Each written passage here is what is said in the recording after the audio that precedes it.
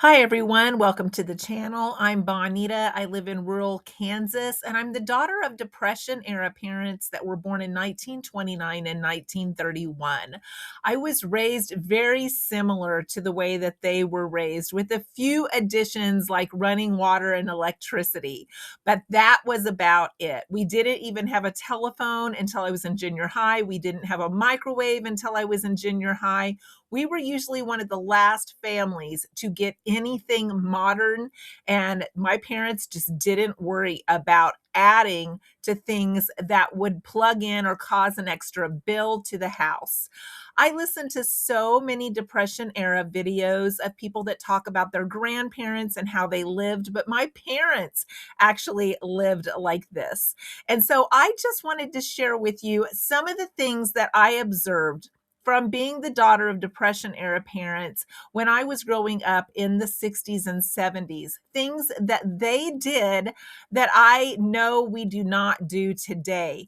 And these things helped my parents save money and pay their bills. If my dad's electric bill was over $29 a month, he blew his stack. And now our base rate is $32. And I always wonder what he would think about that. So let's get started. I hope you enjoy this video.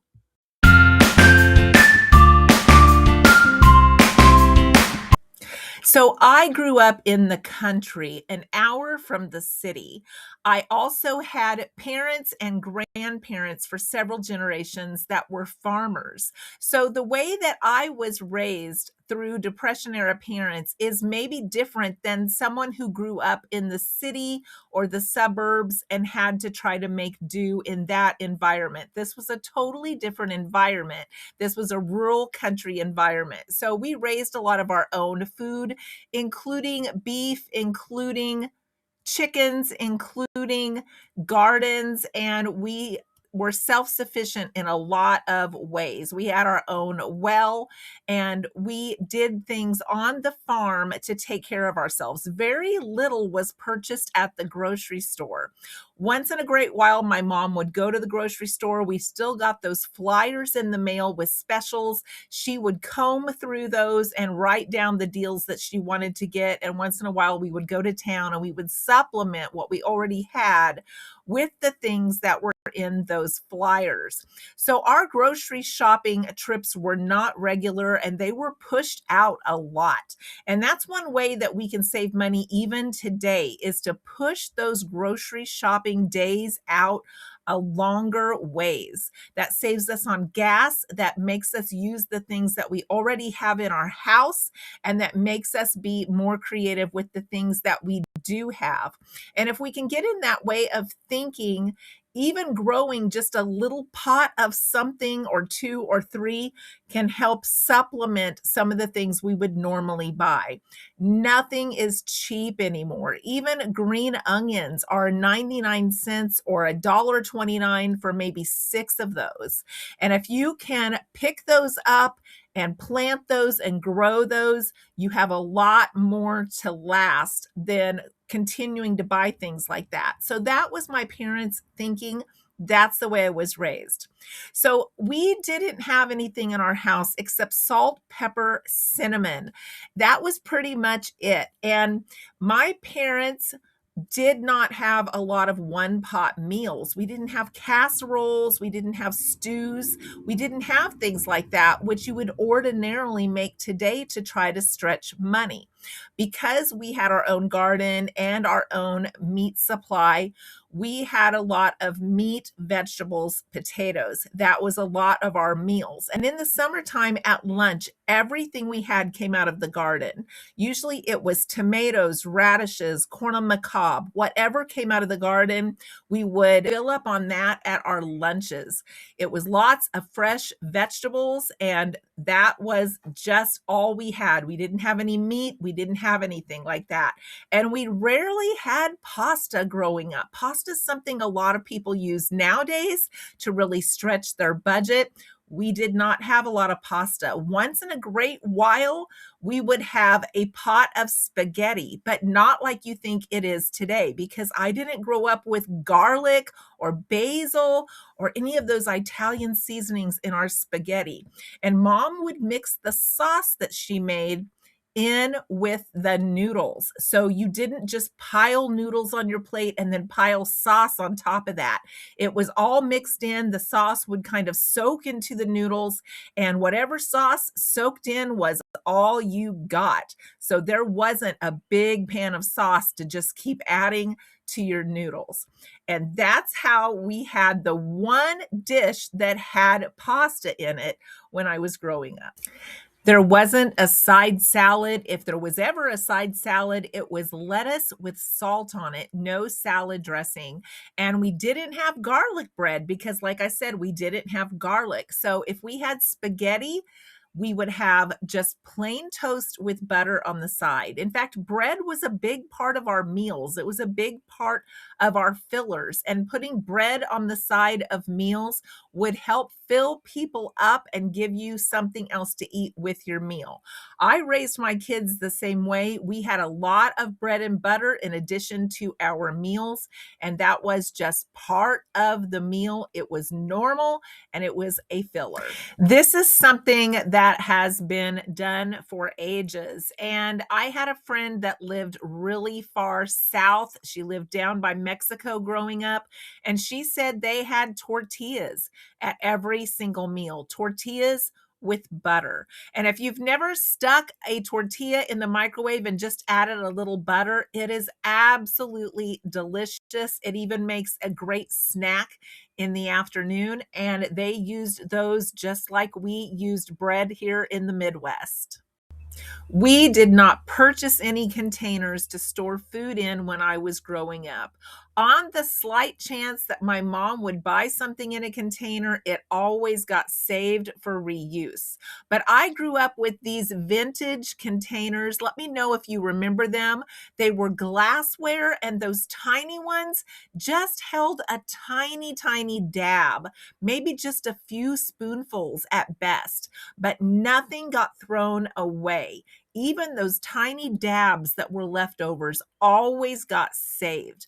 And there were times that my mom would make an entire meal out of the dabs left in the fridge, and she would eat those as a meal. So let me know if you grew up like this, or if you still save tiny dabs, because I certainly do, because that's how I was raised. People were really thin when I was growing up. My mother was thin. My dad was thin. I was thin. All my brothers were thin. And it wasn't because we didn't eat well. We did work when we were not eating. We were busy. We were active on the farm. We were feeding chickens. We were gardening. We were pulling weeds. But the biggest reason we were thin is we didn't overpile our plates. We watched portion sizes back then. Now, my mom would let you have seconds, but you had to have a reasonable portion first, and you had to finish it first.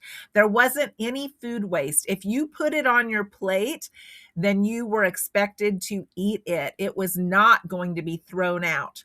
So portion sizes were closely monitored to make sure that nothing went to waste and that we did not throw out anything on our plates.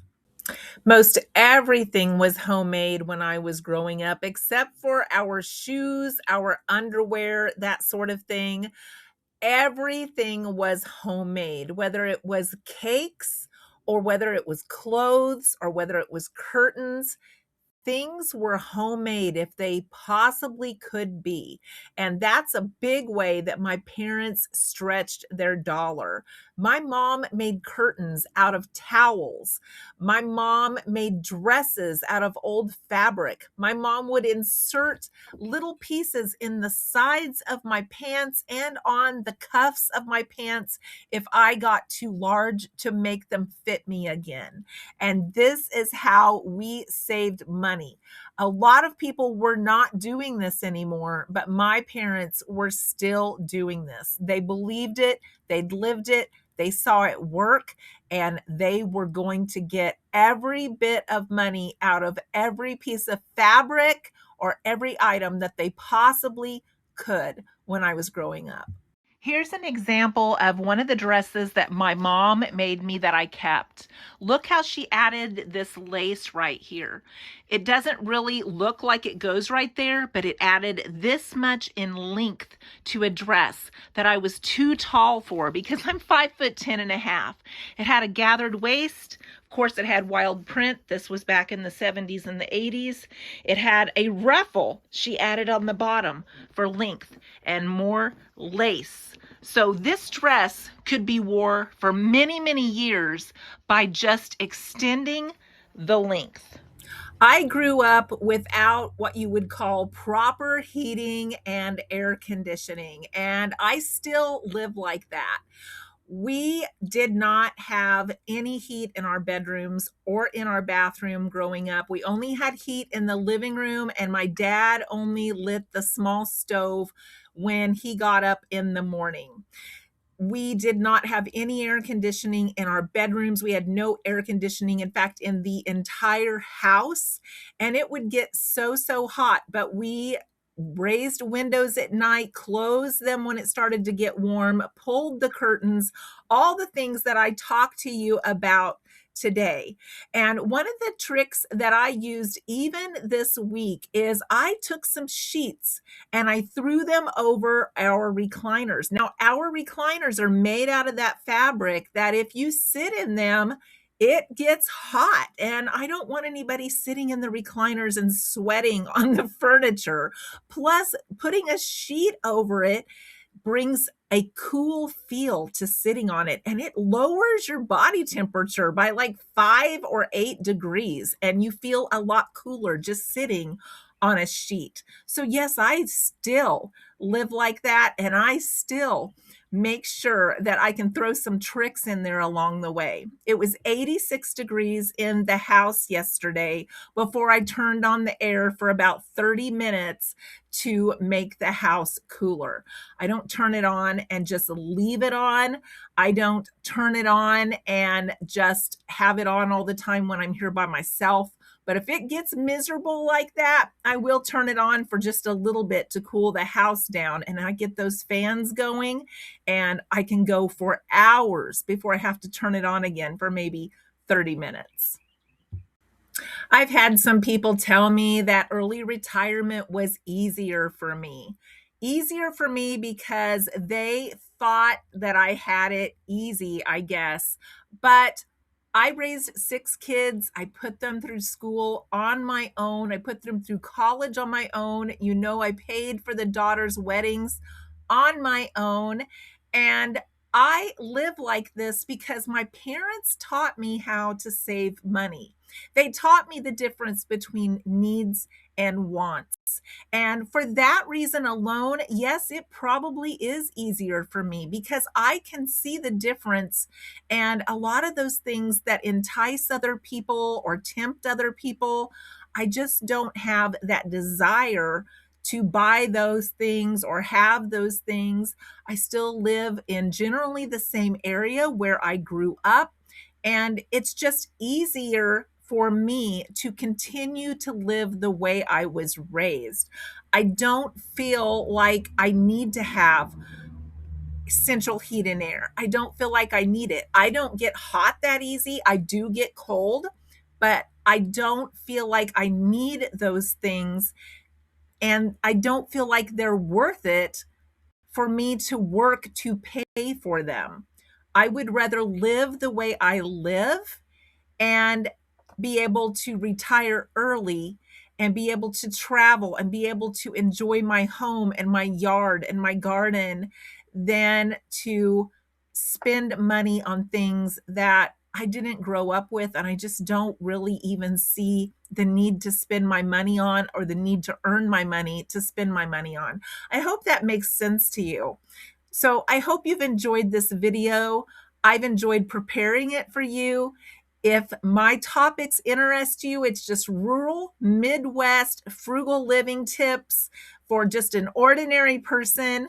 Please join the channel. I would love to have you join our community. There's a lot of like-minded people on this community, and you guys always have such great tips that you share with me as well. Thanks for listening today, and I hope to see you in the next video.